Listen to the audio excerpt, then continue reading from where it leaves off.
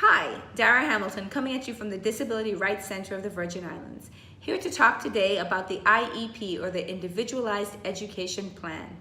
Some of you may know what an IEP is, especially if you have a child in school or a child with a disability. An IEP is a plan that lays out the instruction, supports, and services for children who have additional needs that are not being met through regular instruction. So who qualifies for an IEP? What's the process? The process begins with a referral for evaluation and then a meeting between parents, teachers, school administrators, and professionals to determine whether the child qualifies as a student with a disability. Students can qualify with specific learning disabilities, where they have significant difficulty reading or doing math or written language or even understanding and using language. They may have a visual impairment or a hearing impairment, maybe on the autistic spectrum, or have an emotional disturbance where their moods or behaviors significantly impact their ability to make good academic progress. An IEP tells us what kinds of services a student will receive, who will provide them, when, where, and for how long they will be provided.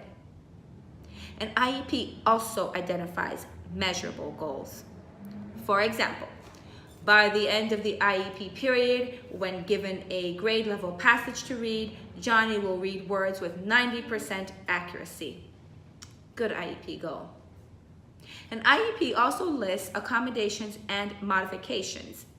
An accommodation is a change in the environment or how education is provided.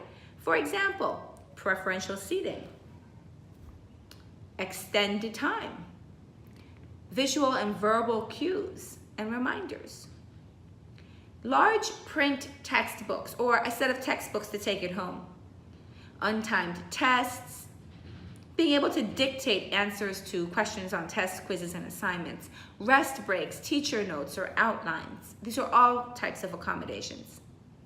Modifications are changes to the work that is expected, such as changes in the length or the type of assignments, having to do a project instead of a paper, using alternative books and materials, changes in expectations of the work produced, or modified grading.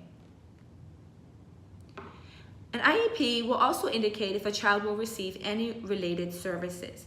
Related services are additional services that help children access and benefit from the instruction that they're receiving. For example, occupational and physical therapy, speech language therapy, and audiological services, interpretive services, counseling and psychological services, and services related to orientation and mobility.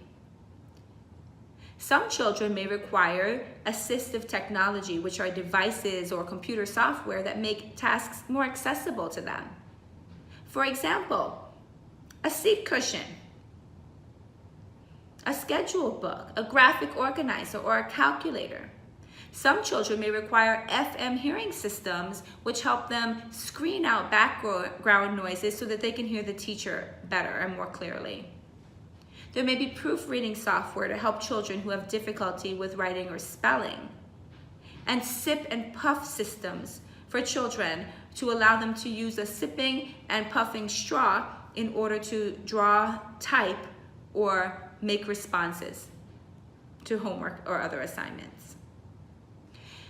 All in all, IEPs help make equity in education and give our children the best opportunity to grow and to learn.